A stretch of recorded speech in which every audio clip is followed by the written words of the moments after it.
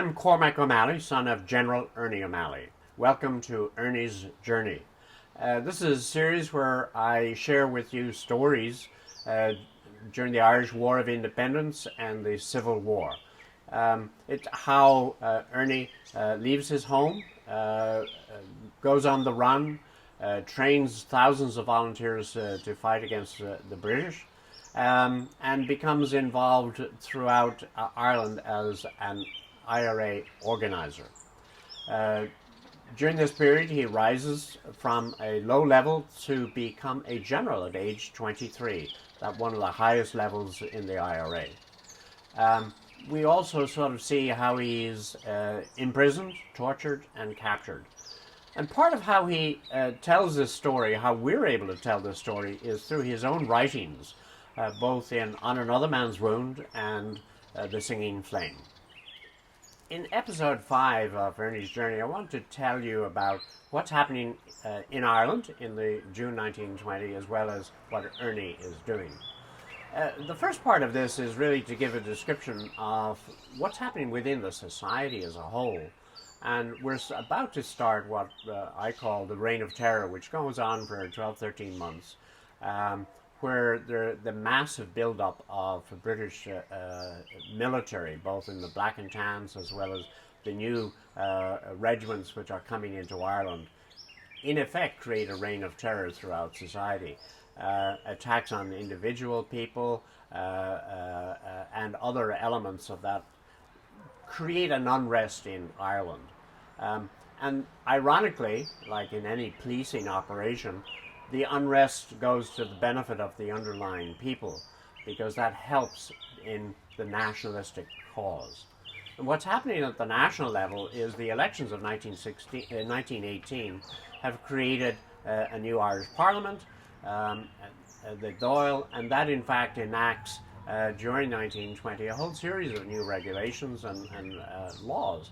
They're starting to collect their own taxes, create their own court system, and have all of those elements which a nation has. And so people can see through the press what their government is doing.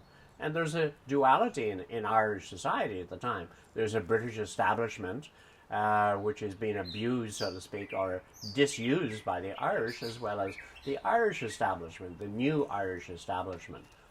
And you will see what's happening on the popular level, which is that train drivers refuse to drive trains which have British armament or troops, and that goes on for a year. The dockers refuse to unload British troops if they have armaments. And the court system becomes effective because within the court structure, Irish people start going to the Irish courts, and in the months of June and July in 1920, there's no one in the British courts. So you can see that all of these elements of nationhood is giving a whole new spirit to the new Irish Republic. Now, what's happening Ernie O'Malley during this period? His role in Tipperary is as an organizer. We've seen how he's organized in the brigades, battalions, and companies around. He's not sent there to strategize in terms of attacks on RIC barracks, but when they occur, he comes and plays a role. The first episode that we have mentioned in Tipperary is the Holyford, where he did play a role, and he was active. And you can see, as a result of that, immediately he leaves there, he's asking the people of Holyford, has the barracks been evacuated? Has it been burned by the local people? Have you cleaned your arms, etc.? So that's all of his role as he goes on the road for his organization. He also then hears that there's going to be an attack on Drangan. Now, he tells in On Another Man's Wound what is happening up to, and how he starts to play a role in Drangan, which was not foreseen initially. We had warned the officers from about the poisonous fumes which nitroglycerin exudes. They gave what we called gelignite head, a terrible roof-splitting pain.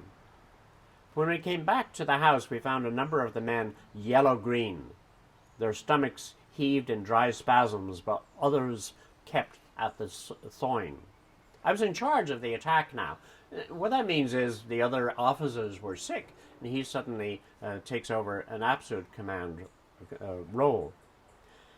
There was not enough gelignite thawed out, and local men who could have helped me were at a distance, ready to block roads and carry out feint attacks on other posts to divert reinforcements. I had to send dispatch riders to call the men moving up the 6 Mile Bridge. I knew that an attack was due on Kilmallock in East Limerick that night, but Seamus Robinson and I would have to cross the Yellow Shannon by boat, and we would have difficulty in getting through to our own outposts that night. So he had a long way to go from Shannon all the way to Drangan, which is in East Tipperary. A dangerous route, but he and Seamus Robinson made it. So what happens at Drangan? Well, Drangan is organized by the local people in the normal way. 100 people do their cutting of posts and mining of the roads.